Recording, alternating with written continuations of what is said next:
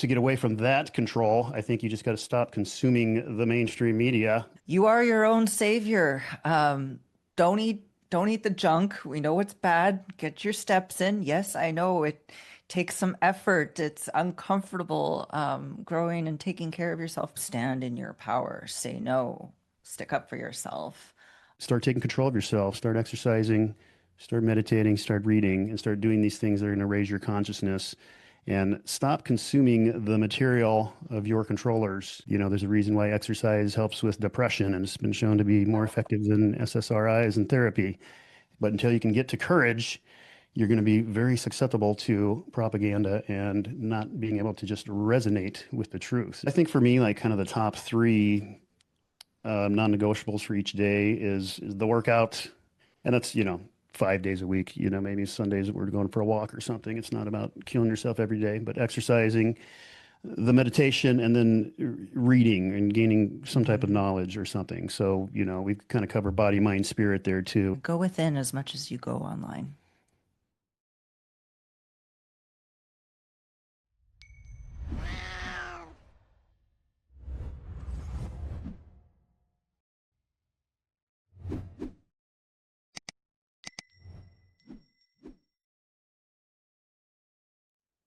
A big welcome back to Deprogrammed on the Live, Love, Learn podcast, and I'm your host, Catherine Edwards.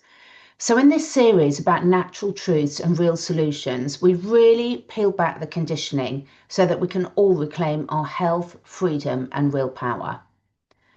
Now, this is a conversation you are going to love with two new guests today, and we do not tiptoe around anything.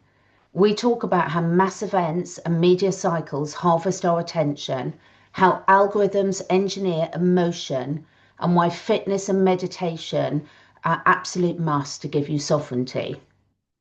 We also look at the pivotal point we're at with AI, wearables, and transhumanism. Now, most importantly, my guests Mindy Sean Harley share simple, non-negotiable daily practices that build resilience and the habits that lift you out of fear and put you back in charge of your body, your mind, and your life. And let's face it, at the moment, we've never needed this more. So let me just tell you a little bit about my guests. Today, I'm joined by a real genuine power couple, Mindy and Sean Harley.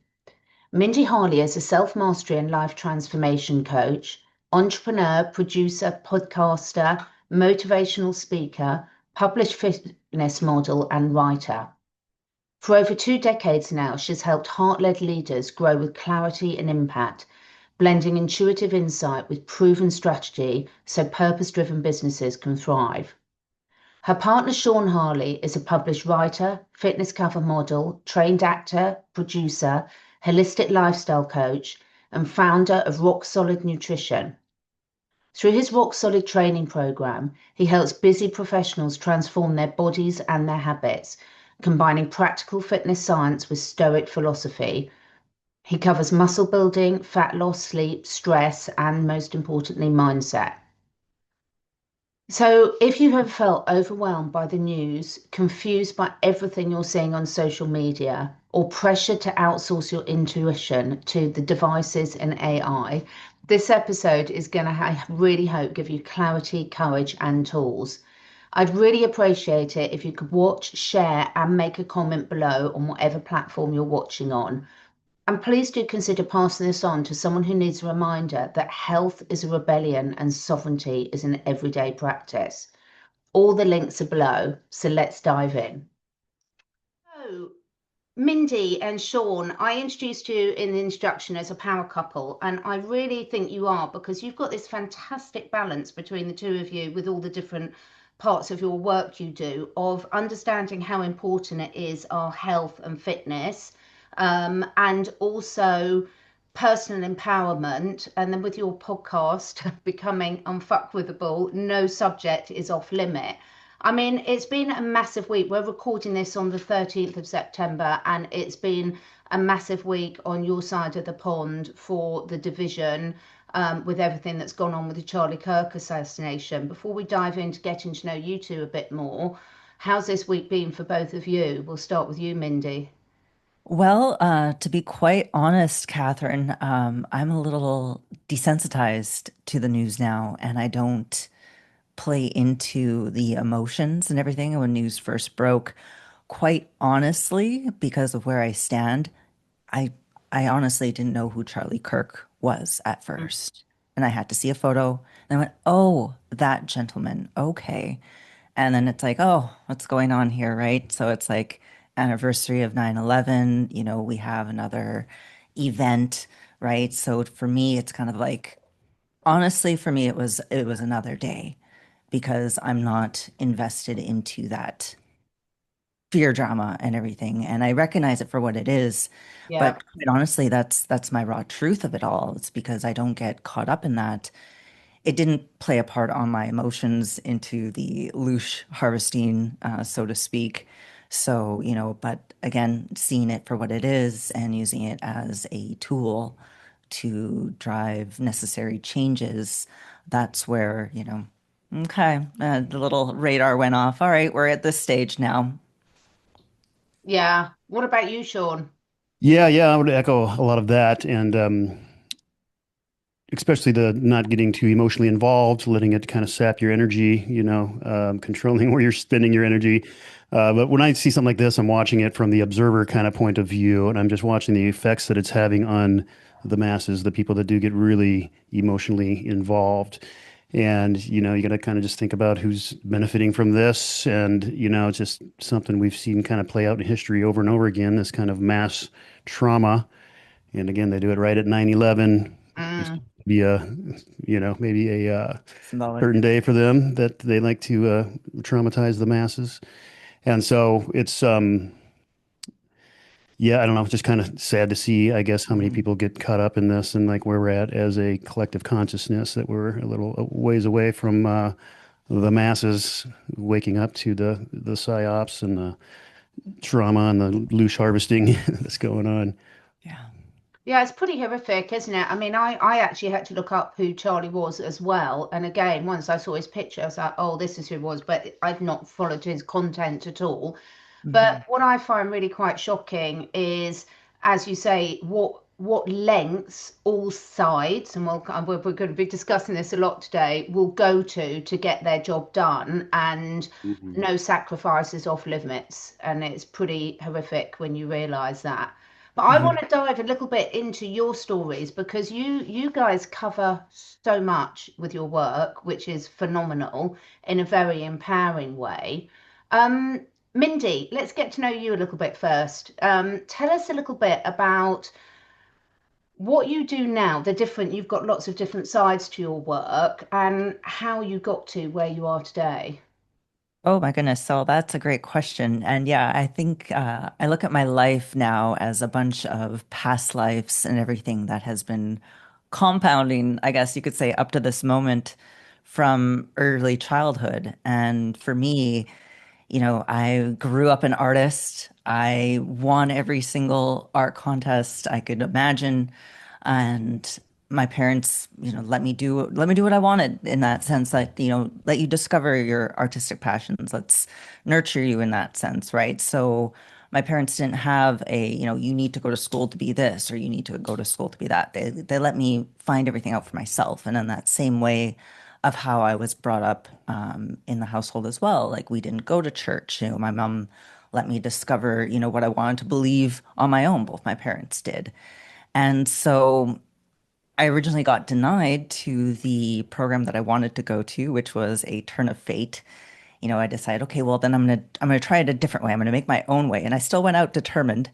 And, I got into the school anyway, took some other programs, discovered that I was paying all this money only for the professor to be photocopying papers from a book that he got at the local bookstore.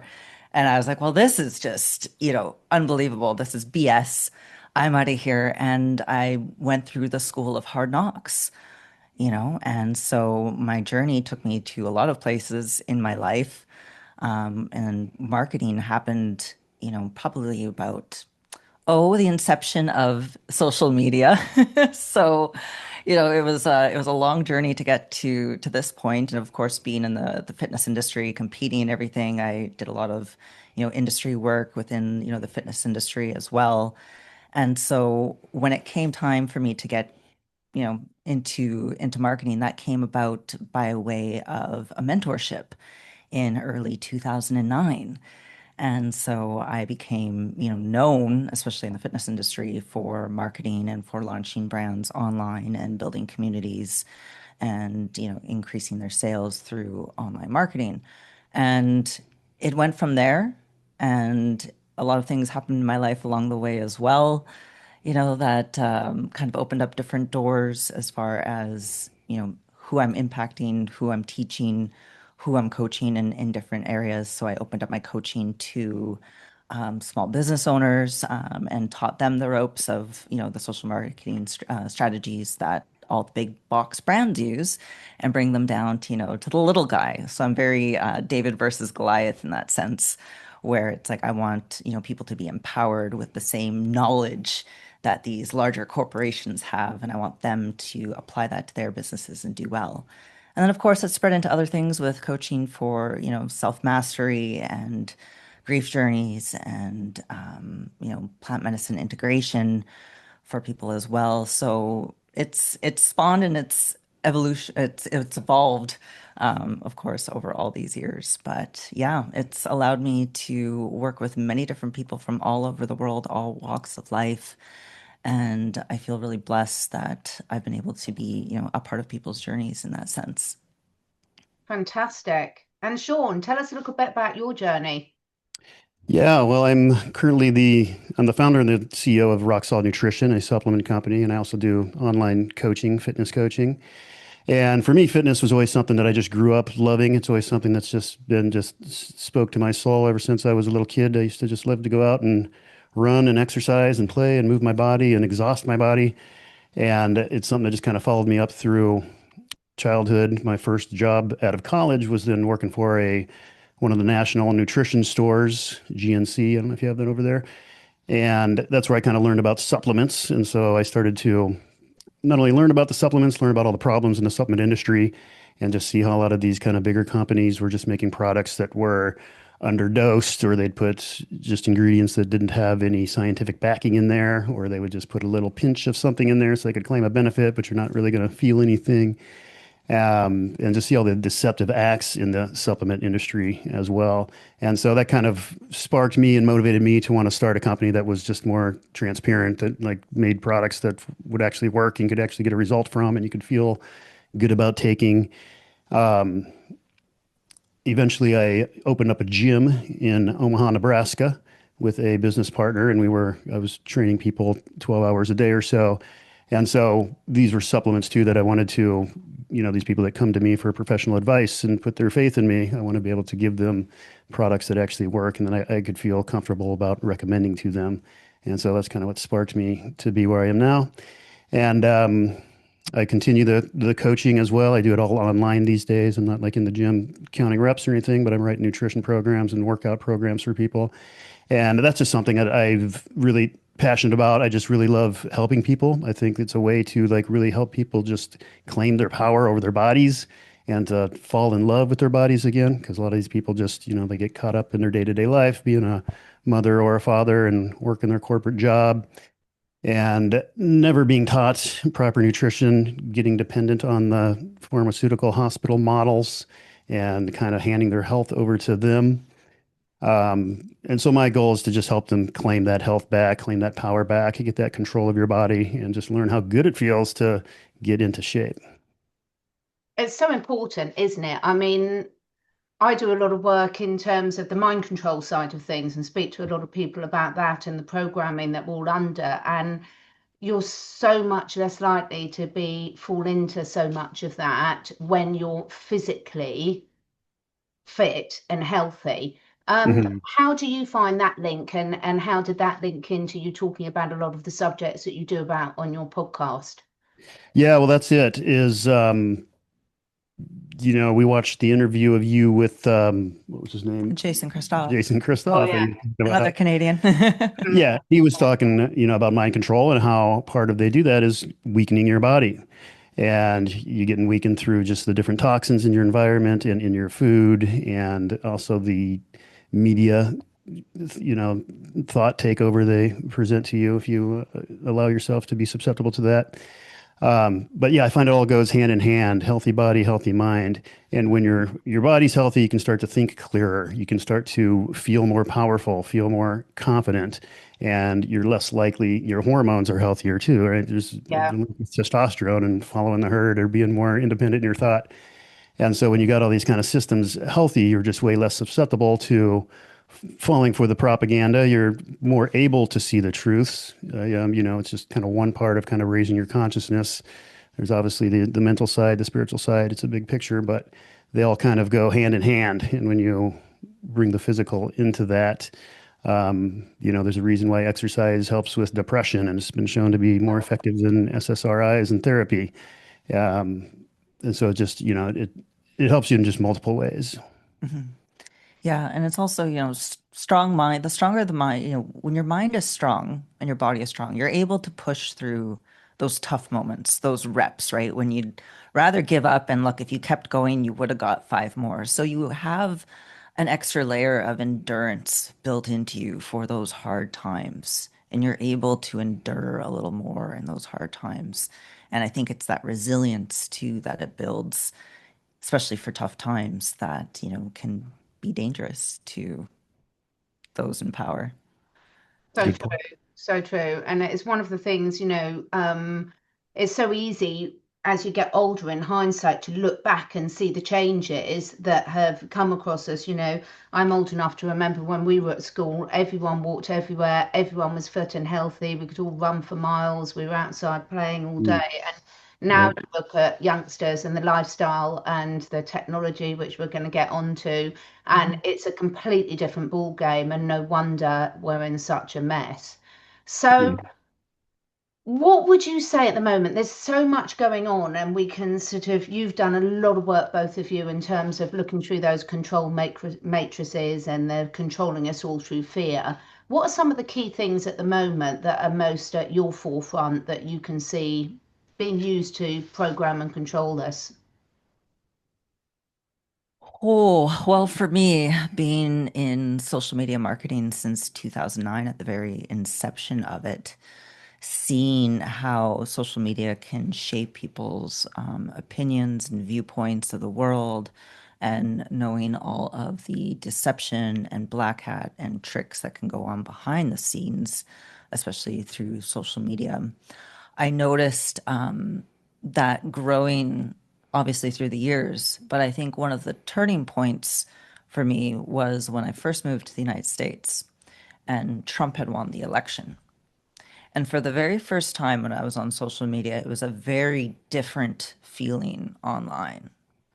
And I do think that, when these platforms are controlled by certain people, right? There's so much you can do behind the scenes as a developer on there. I mean, whatever you can dream up, they can build on that app, and they can have it do whatever they want.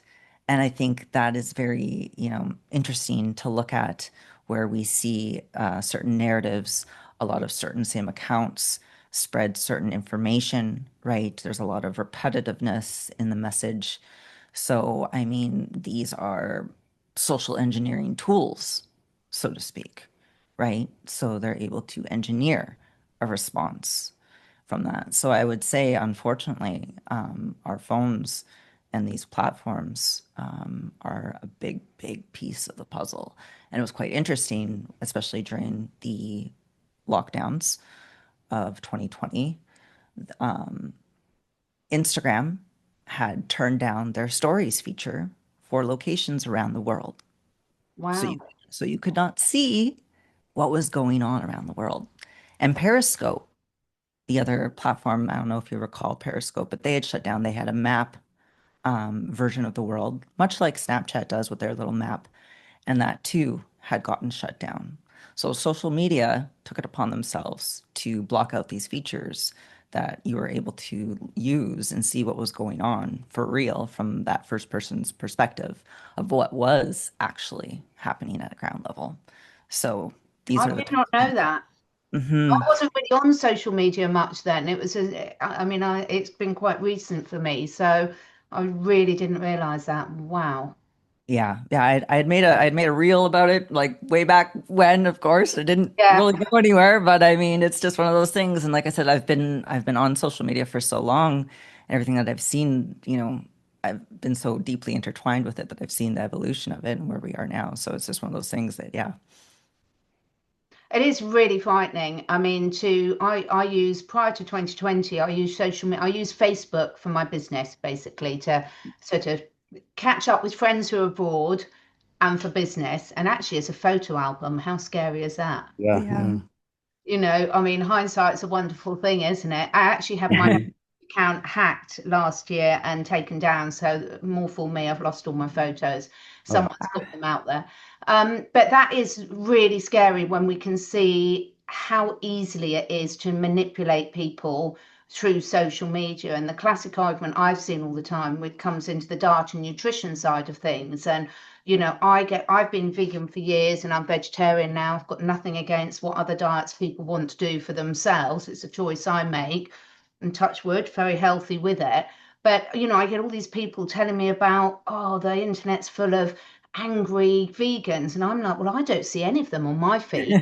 I see angry carnivores, and of course it's right. possible because of course I do. I'll see things that will sort of back up and push me further down one point of view, and they'll see things that will push them down someone else's. And we think that other people are seeing the same things as us, and of course they're not.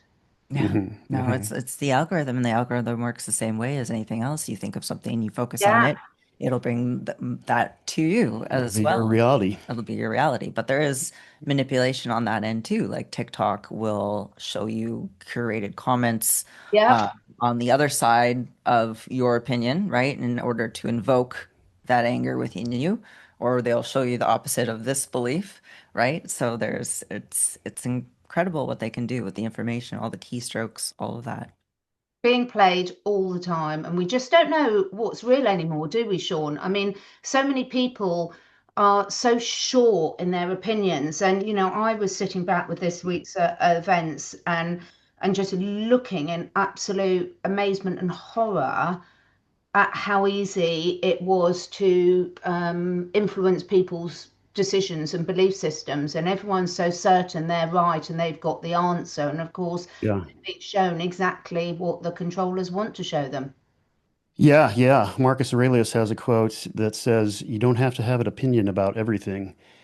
And that's the thing, especially when you don't have all the facts and you're presented with some type of propaganda to try to sway you one way side or the other to think a certain way. Um, Part of waking up, I think, is getting to a place where you start to admit that I don't know everything and I've been lied to about some stuff. And if I've been lied to about that, what else have I been lied to about? Part of my real awakening out of the matrix, for lack of a better term, early days of the pandemic, right after lockdowns, we had, everybody shut down, businesses are all closed, everybody's sitting at home. And we had our president getting on stage about half hour every day to give like a daily update of what's happening. And he was bringing Fauci up there and the whole crew. And we were watching that, obviously, because we're stuck at home, nothing better to do. And so I watched one of those. And then the next day, I see these headlines from one of the mainstream news stations here, and it was just completely twisted of what happened in this presentation. Like they took like one sentence that he said and made it a whole different point about it. And it was like, well, that's an obvious lie. Like I just witnessed this with my own eyes that that's not how it went down. And so for me, that was just like the first crack. And I'm like, okay, well, if they lied to me about that, what else they lied to me? And then it just got me digging. I'm like, okay, the media is like controlled. You start to learn about Operation Mockingbird Yeah. and, the church committee back in the 70s and watching the video of the testimonies there. The owner of CBS at the time talking about how the CIA came in there and were controlling his journalists like under his back, like he didn't even want it happening. And you start to realize the ties between media and government and Hollywood and why there's a circle of lovers that seem to just circulate around, right? Like Donald Trump's son was dating Newsom's ex-wife or whatever. That's all just a big circle, and they're all just working together, playing both sides, actors on a stage. And you know, to get away from that control, I think you just got to stop consuming the mainstream media. We haven't had a TV in Well, years. since 2019. I mean, we had it body, but yeah, we haven't had a TV since then. Yeah, and I think since we haven't had a TV, that's part of why we weren't susceptible to all the propaganda, and we weren't, didn't have our thoughts swayed so much. We could see things a little more clearer. But understanding that how invasive government propaganda and control is in the news, and it's in Hollywood, it's in your TV shows, and you look like what they're trying to promote in the TV shows. Yeah, like I said, we don't have TV. We were in a hotel a while back, and I turned on the TV one evening there just to see what's on these days. And there were probably 50 channels, and about 40 of them were just murder shows, were just murder porn, right? The CSIs and the reenactments, and it's all kill, kill, kill. And it's just trying to keep you in that lower level of consciousness, keep you down in those lower vibrations, because when you start to evolve your consciousness and starts to rise, you start to recognize truth. When you're stuck down there in the anger and the fear and these traumas, you don't recognize truth. I get that information from the work of Dr. David Hawkins, who wrote the Map of Consciousness, the Stairway of Consciousness. And if you look at his map of consciousness, which is very interesting, it's kind of a level of vibration from like 1 to 1,000, and at the bottom there you have apathy and grief and fear and desire and lust and these things that they try to keep us in. When you get to a certain level 200 on his chart, you come to courage, and at courage you're able to kind of step away from that, and you're kind of able to think outside the herd mind a little bit more. And then, you get above courage. Now you're able to maybe start evolving yourself. When you come up to, he's got willingness and neutrality, but then at the top, you've got love and joy and your more positive emotions. But until you can get to courage, you're going to be very susceptible to propaganda and not being able to just resonate with the truth. And, we saw this in the pandemic, is we could show people all the evidence in the world about something. Here's scientific studies. Here's 500 doctors signing the Barrington Declaration. And they just wouldn't register in their mind. Like they just have a wall up and you're just talking to a wall because they can't resonate with the truth. I just wanted to take a quick break in this episode to tell you about something that has been an absolute game changer in my life and that of my family and all my clients. So what if you could carry a protective high energy field everywhere you go? Turn your home and phone into a high consciousness sanctuary in minutes. Have you ever noticed how some places lift you up and others drain you? A walk in nature, a sacred site, time with animals or high vibe people, you feel clear, calm and alive. And then you step into a noisy, stressed place, phones, Wi-Fi, blue light, fear in the air and your energy tanks. So what if you could take that uplifting field with you? Well, you can, and it's called FLFE. Focus Life Forced Energy. Using advanced, non-invasive tech, FLFE creates a high consciousness field around your home, workplace and phone, or even a personal object. No extra routines, no extra things to do. Once it's on, it runs 24/7 in the background of life and you have complete control of it. People report things like deeper, more restful sleep, calmer emotions and less stress, sharper focus and productivity, and really importantly, support for harmonizing EMFs in your environment. Think of it like carrying the feeling of your favorite nature spot on demand while you commute, parent, work, or rest. And the best part is you can try absolutely free for 15 days, no credit card required. You can experience a shift for yourself. So please do check out the link below. Turn it on for your home and your phone and feel the difference and decide for yourself. We take our energy everywhere and we absorb energy everywhere. So make sure yours is coherent, protective and high vibe with FLFE. Try it free for 15 days, no card, and the link's in the description. Now back to the podcast. It's fascinating. I mean, I think that's the word that I use the most now, is fascinating, because it's a politer way of saying what I really want to say. But I'm a biologist, and I've got a very, very good group of friends from all the years ago that I was studying my biology, and the conversations I had during the pandemic are unbelievable. Like, these people, we've been through the same education system, we're the same age, so we've been brought up in the same era of not access to the social media and stuff. And I just could not have a rational conversation with them about it. And, even within my own family, and I know lots of us sort of feel this, I've got a twin sister, we're not identical, far from it, and it really find it fascinating, say what makes certain people be able to snap out to some extent. I mean, I'm not under any illusion that I'm not still mind controlled in certain areas. Sure. But it's so interesting to see what makes people step outside of that. And for me personally, I think the biggest thing for me is getting out in nature all the time. I've got a lot of rescue animals. I work with animals, so I spend a huge amount of time interacting with non-humans and out in nature. Yeah. I Yeah. think it's been my saving grace. What about you two? I mean, why do you think both of you, especially as a couple, because actually it's not that usual what we've seen in the last 5 years. This has split a lot of couples up from being on very different pages with things like this. Yeah, I think that's a really great question. Especially since, when Sean and I originally met, I would joke that maybe it would have something to do with the VMAT2 gene. Mm, But, when Sean and I first met, he was leaning more towards an atheist, more material on that end, right, viewpoint, although I didn't really know what, you couldn't really tell anyway. But it was one of those things of like, yeah, you had your spiritual awakening and evolution, but I was still on that. I can't really explain or put down, one thing of like it could be this, you? Um, how we, Yeah, I'm like sorry, give me the question again. I lost it. Well, just about, why do you think some people can see more through Snap out of it. Yeah. this necessary agenda, as Well, in a and again, also the relationship. fact that you're both on the same wavelength with it?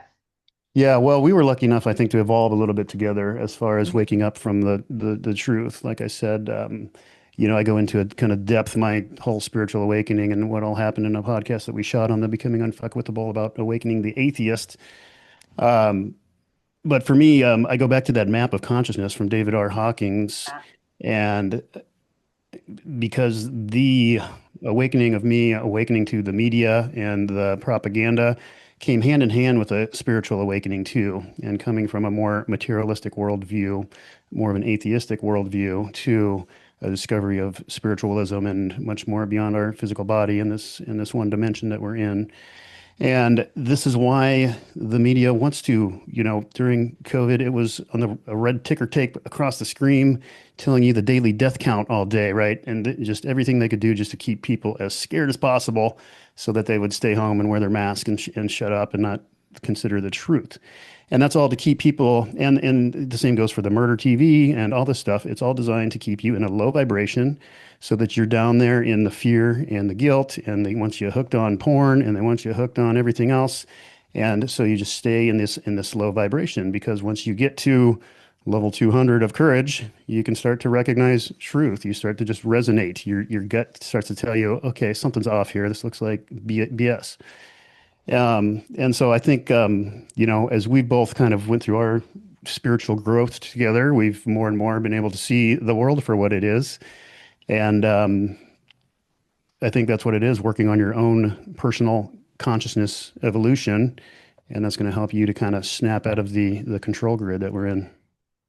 Yeah. And it's a very important time to do this, because as we enter this new age of Palantir and complete AI surveillance state, and wanting to put chips in your brain and control your Yeah. thoughts as much as possible, that's going to really disconnect you from your spiritual essence. And you're going to be just a mind of a robot or a computer, or just regurgitating the thoughts that they want in your head. You're not going to be able to think for yourself at all.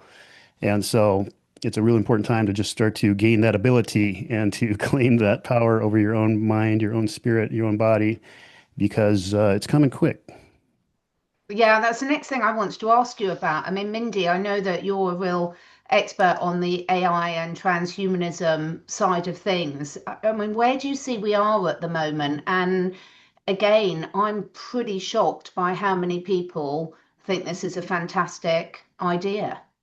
Yeah, well, the genie has been let out of the box, so to speak. So, I mean, it is here. And, everybody's talking about AI, but I mean, there's even a bigger red flag of the quantum computers. Yep.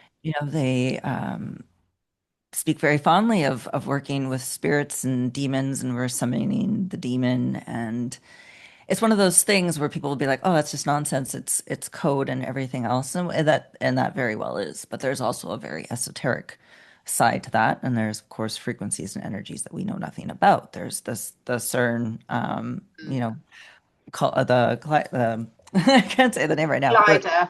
Glide, Hadron Collider. Yeah. oh, the Collider, right now, and I mean that was just the anniversary the other day of it, and so I mean there's a lot more, again, a lot more behind the scenes that we don't see. The consumer doesn't see on the front end. We don't know what's going on in the back end, and the genie's been let out of the box. So now we've got instances where I believe Albania just introduced their first minister is an AI minister now.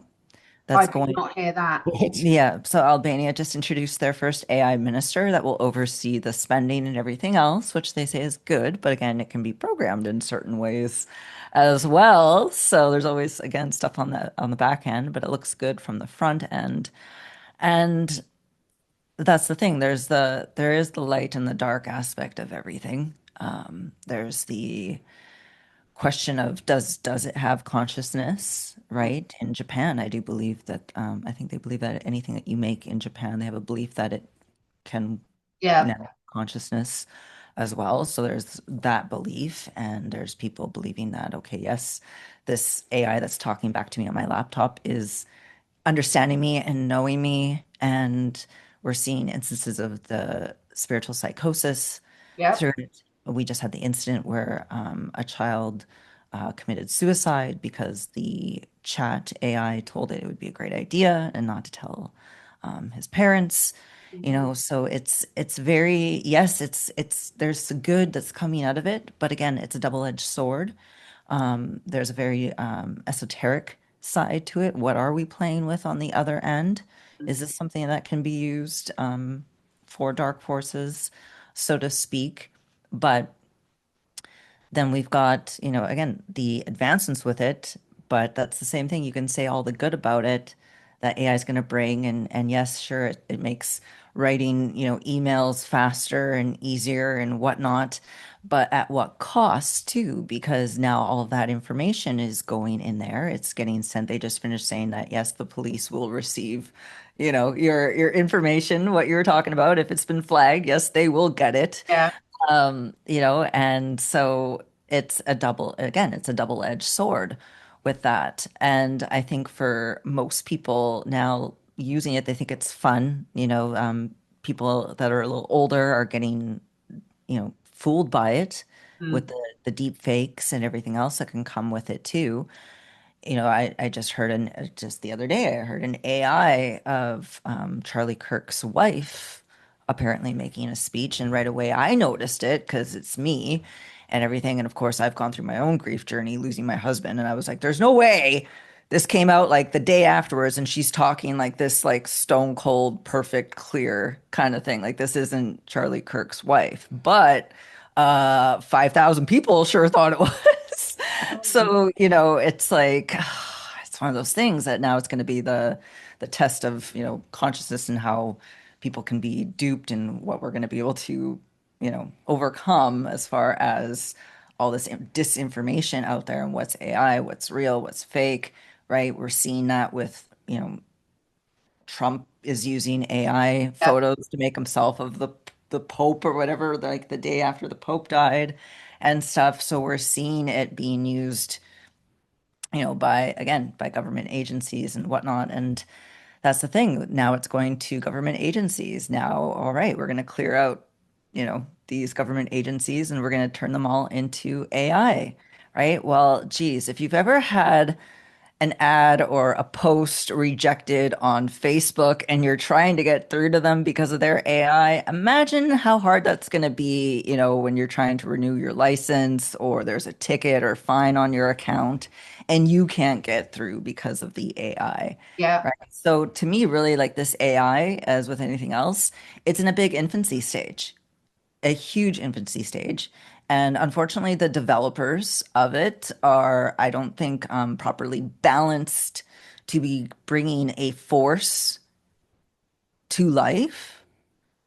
So I would, take a look at the people that have brought this in, have built it, like a lot of the males that were, working on this and everything. Like they're very, the Silicon Tech Valley types and stuff and everything. So Mhm. it's not, again, I don't see that if the AI was made with more thought into, the balance of the divine feminine and Yeah. male aspects, I think it would be better.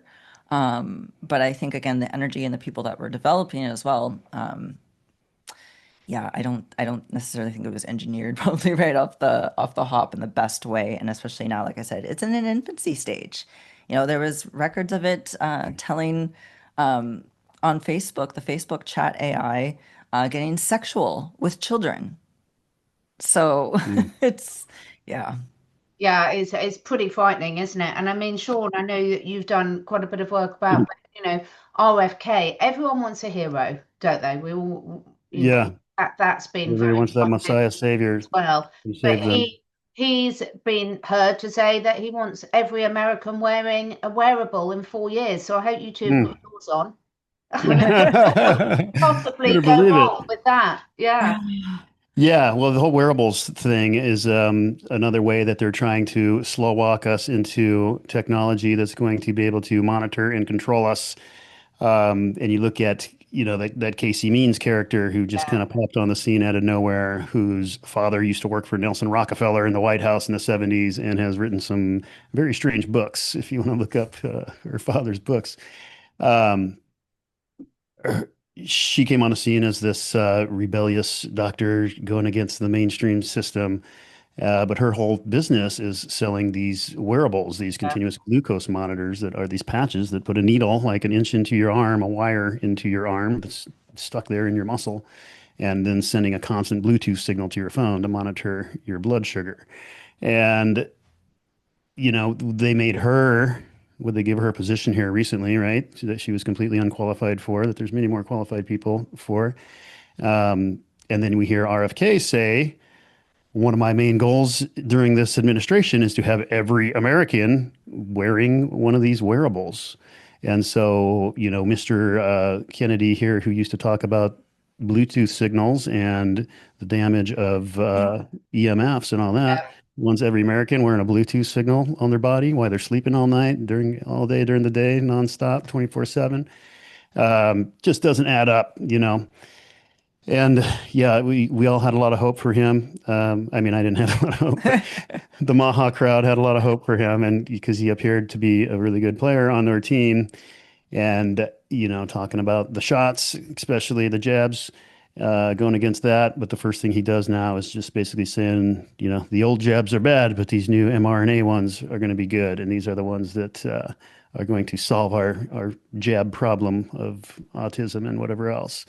And so painting this new technology as the savior here. So it's not about getting rid of the shots. It's about just changing them to this new platform, which is a gene editing platform, which, messes can mess with your DNA and they can program it to do different things besides just delivering your flu shot, allegedly, your dead flu virus they give you, right?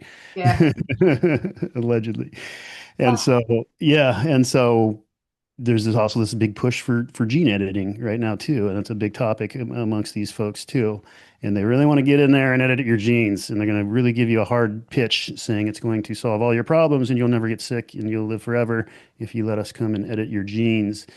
And you've got characters like Tony Robbins pushing this in his yeah. book Life Force, and he's partnered up with George Church from the gene editing company that made that direwolf and was trying to make a mammoth, right?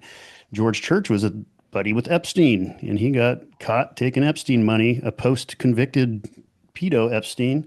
not like an early day Epstein. And so he had to go on this big apology tour after that, after Epstein went down another time and he got, outed for his money he was taking from him. But, Epstein was really into this gene editing world. It was like one of his big interests as well, or the people that controlled him, their big interest would be probably more accurate. And so, yeah, I think we're going to be presented with the wearable tech and the gene editing. And those are two things that people really need to be cautious of. Mm-hmm. It's such an important point because I was out for dinner a couple of months ago with one of my friends who is a type 1 diabetic. And so she was saying about how the glucose monitor has just transformed her life. But it's a bit like you were saying earlier, Mindy, that yes, these things can be used for good. I mean, I can remember I put my hand up and I've told many people, when they first started bringing in surveillance cameras on, we've in the UK here, we've got loads of little train stations which are in the middle of nowhere. There's no staff on there. So you come back on a train late at night and it's pretty creepy. So when they first put surveillance cameras up there, I was quite pleased. I was like, oh, I feel a bit safer getting off the train at night now. But of course, all of these things, there's a bigger agenda behind them. And what we're realizing is very rarely are they really in our interest. And Yeah. the fact that most sports people, their wearables are pushed massively for them. But again, isn't it horrendous how they've convinced so many people that you couldn't possibly know whether you've had a good night's sleep unless your watch is telling you whether you've had a good night's sleep? I mean, it's just complete madness, isn't it? Yeah, yeah, it just disconnects you from your body even more, instead of being in tune with it. It really does. And I mean, and for the most part, like again, the focus should come back to, and unfortunately, I get it, it won't. We're probably conditioned and propagandized from like the last 80 years, but geez, you are your own savior. Don't eat the junk. We know it's bad. Get your steps in. Yes, I know it takes some effort. It's uncomfortable, growing and taking care of yourself. But for the most part, if we weren't fed these poisonous foods, we got back to, whole foods and getting our steps in and getting off our phones and just living a more holistic, balanced life. For crying out loud, it's said that those who don't go get screened for cancer often live, 4 times longer, Yeah. right? And most likely because at some point they probably did clean up their diet and started moving better and everything else, but maybe couldn't take care of the rest. But I mean, at the end of the day, let's get back to the root cause of, these health issues. And no, we don't need to have a wearable as an agenda. Like, Yeah. you know? Yeah, and that's a good point. And you make a good point too with the wearables there. Just to circle back on that real quick, is that yeah, there's, is if you're a diabetic patient and you need this glucose monitoring, there's a case for it there. Like there's the light side to the equation there. They're trying to get this on every American, as Kennedy said, Everyone. Yeah. not just people with diabetes. But even diabetes, like, you look at Alzheimer's research, you look at Yeah. depression research, it's all been debunked here within the last 5 years, and stuff they've been doing for the last decades has basically been false. And they've been, and they're all these pharmaceutical related ones. And I've had personal training clients that were diabetes that switched their lifestyle up and were able to get off all of their diabetes Yeah. medications, heart medications, and, start living a healthy life again. And these aren't, and this is just cleaning up your diet, getting rid of the processed foods and eating whole foods and switching to more organic and getting less of the pesticides and stuff in your system. And then just exercising your body. Particularly, you've got to do some, the walking and the running and, the cardio aspect of that's great, your heart and lungs, but we've got to also like work the muscle a bit too Yeah. here. Especially when we're talking about like a diabetes or something, because your muscle is like, your insulin and your blood sugar system, your glycogen is stored in your muscle. And when you exercise that muscle, you turn on your insulin receptors and it moves that blood sugar out of your bloodstream into your muscles where it can be stored and used for energy. And so if you're not using that, that's a big key in longevity as we get older, is just having some muscle mass that we can stay functional with, but to also just keep our body healthy when it comes to blood sugar and managing these different conditions. That's so important. That's why I've got my husband out chopping the logs now as we speak. That's good stuff right Because there. Yeah. there's actually, gardening and shifting. We've got horses and so much Yes. organic manure and things, but actually Mm. there's so many back to the old-fashioned ways of living, of growing your own Right. food, chopping your own wood and things that can actually double whammy, do these things yourself. So it's Yeah. amazing. I mean, what would you say are some of the non-negotiable human capacities that we really need to protect in this AI saturated world? Ooh, wee. Well, your independent thought Yeah. is the main one, and Yeah. with that comes free speech. And so if they take away the free speech, they're really stepping on your independent thought quite a bit, and you're not able to share that thought and find other like-minded people that can help question the narrative. And so, getting control of your own thoughts, I think, is one. And, for me, that looks like meditation and learning to become the observer of my thoughts and not identify with every random thought that wants to pass its way in front of my consciousness, and start to weed out those negative thoughts and start to cultivate good, healthy, productive thoughts. And yeah, different, ways of going about that. But like I said, for me, that's meditation. It just really gives me a clarity of mind. It really helps me to detach from those, more egoic, lower thoughts. It helps me recognize thoughts that are just being implanted in my head through media versus, something that's maybe organically my own thought. And so having that ability, I think, and that's again goes back to raising your level of consciousness on David Hawkins' map again, but getting to that point where you can start to recognize truth and you can start to control or monitor your own just thoughts and energy better. Mhm. What about you, Mindy? Oh, your ability to use your throat chakra and say no. I think having that governance over yourself and not swaying to the crowd, not swaying what other people think, doing what's right for you in that sense, and standing up for yourself, right? Being your advocate. Um, I think back to, LA and in Marina Del Rey, where I was being followed and chased around by a screaming masked individual while I was freely shopping without a mask. And she just followed me the whole way. And I mean, I didn't let it bother me. I didn't get into a confrontation with her. I just did my own thing, and it's like one of those things where you don't, yeah, I could have got engaged with that. I could have let that scare me. I could have let, that persuade me to put on my mask. Okay, fine. But no, stand in your power. Say no. Stick up for yourself. Um, that's been a big one for I think a lot of my clients too in the past of being able to really speak for themselves in those situations. I love that. And I have a funny story about that. I'm really deaf. I wear two hearing aids, so I lip read a lot. So, one, I couldn't understand a word anyone was saying with the mask on, which was quite useful. Um, when they were chasing me around the shops and shouting obscenities, I couldn't hear. So I was just Right. like, yeah, hi. Yep. So I could see the anger, but I couldn't hear exactly what they were calling me. So it had some advantages. So I Mhm. want to get a little bit into because you two, you're really fit, you're really healthy. Every time I speak to you, you've just got this lovely energy about you, both of you. So talk us through some of your daily habits, which are non-negotiables for you, that other people listening to this, even if they're not there now, you can inspire them to sort of make some shifts in their lifestyle that's going to really make a difference for them. Gosh, daily non-negotiables. Okay, so yes, meditation.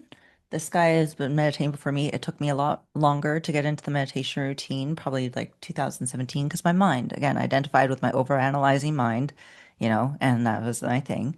So meditation, red sunlight in the morning, always good.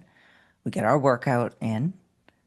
We we eat whole foods. We don't now, and that's been a learning process too. I mean, I was still going to Trader Joe's and getting everything, and then finally look at the ingredients. Oh shoot, that's all seed oils. Yeah. And I was, hoodwinked on that. Is it Whole Foods, um, time off our phones, Mm. Sunday walks in nature. We go to the park, or we go. Luckily, we have a beach. Since we're in Florida, we can go to the beach. Not everyone has that, but anytime you can get out in nature, get out and walk. Mhm. What else do you want to add? Yeah. Well, I think for me, like kind of the top three non-negotiables for each day is the workout, and that's 5 days a week. Maybe Sundays we're going for a walk or something. It's not about killing yourself every day, but exercising. the meditation and then reading and gaining some type of knowledge or something. So, we've kind of covered body, mind, spirit there too. We've got the exercise for the body, we've got the meditation for the spirit, and then, reading some type of something helpful, something inspiring, something that's going to make you a better person, not just reading the latest romance novel, 50 Shades of Grey or something.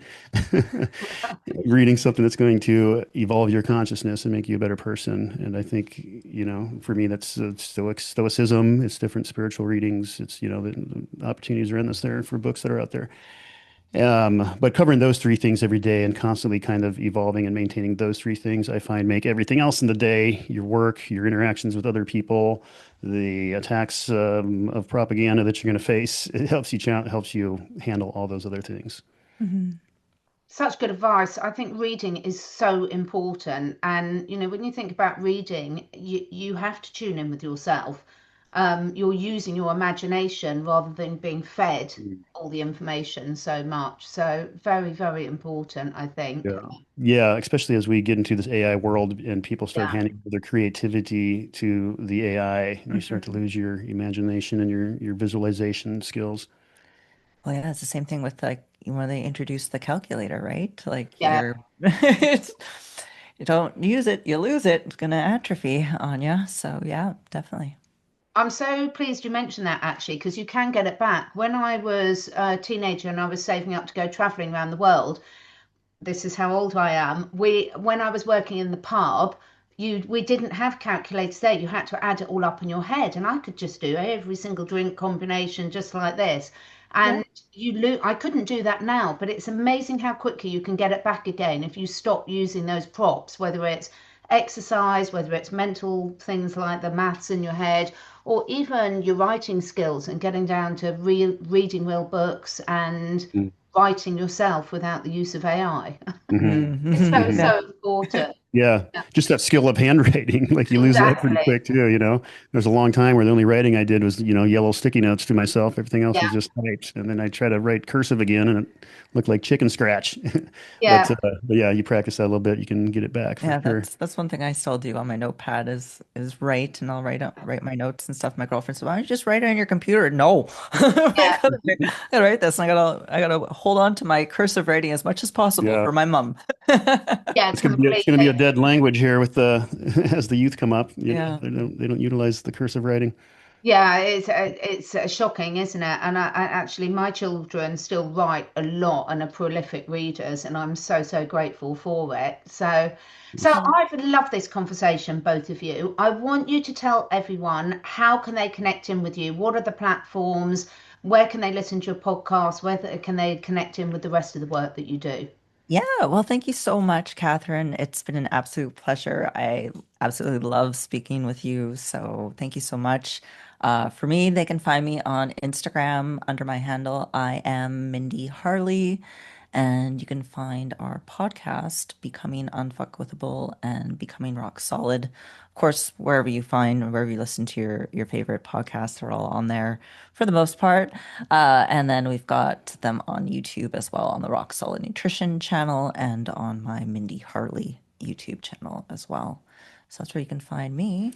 And you can find me on Instagram at Rock Solid Harley. And you've got a link tree there. It'll take you to any other links, including my supplement company at Rock Solid Nutrition and coaching services at rocksolidtraining.com. Absolutely love it. And whatever platform you're watching this on, all the links will be in the show notes or in the description box below. Thank you so much. Any final words you want to leave people with? I just want to say thank you, and keep shining your light and doing what you do. And words for the people, just start taking control of yourself, start exercising, start meditating, start reading, and start doing these things that are going to raise your consciousness. And stop consuming the material of your controllers. Detach yourself from the media. Stop consuming their music, their movies, their TV, their foods. Yeah, go within as much as you go online. Brilliant. Fantastic advice. You're fantastic walking examples of, practicing what you preach. And thank you so much. And I hope you'll come back to join us again. Thank you so much. Thank you. Thank you. Bye.